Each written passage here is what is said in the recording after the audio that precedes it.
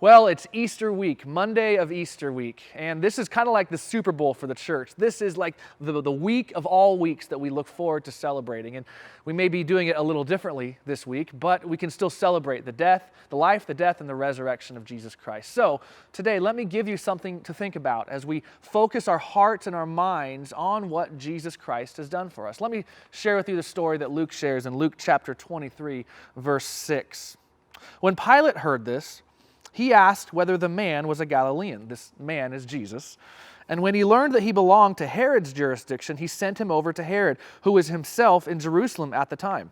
When Herod saw Jesus, he was very glad, for he had long desired to see him because he had heard about him, and he was hoping to see some sign done by him.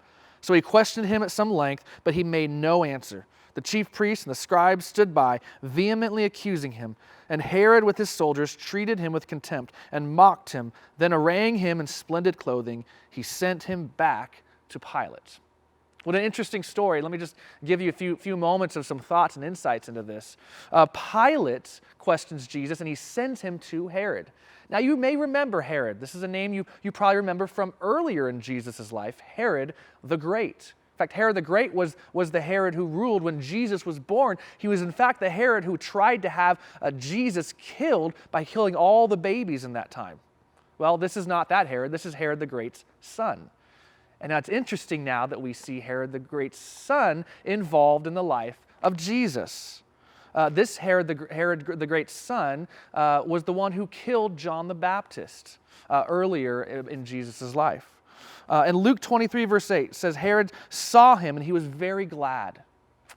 It's a little bit maniacal. This isn't like a joyful gladness. Herod was glad kind of maniacally because he was desiring to see a sign done by Jesus. He didn't bow to Jesus as Jesus as the Lord. He wanted to see Jesus do a trick for him, a sign and a wonder for him. He questioned him over and over and over, and Jesus gave no answer. And this fulfills the prophecy in Isaiah 53. It says, he was oppressed, he was afflicted, yet he opened not his mouth. So Jesus here fulfilling the prophecy made about him earlier in the Bible. But Herod wasn't finished. In verse 11, we see that Herod and his soldiers arrayed him in splendid clothing. Again, mocking him with contempt. Not that they didn't think he was the king. They are mocking him as a fake king. And Jesus, all the while, not opening his mouth, like a sheep led to the slaughter. In every cruel detail, it was all that God had planned. And in every way, Jesus endured it.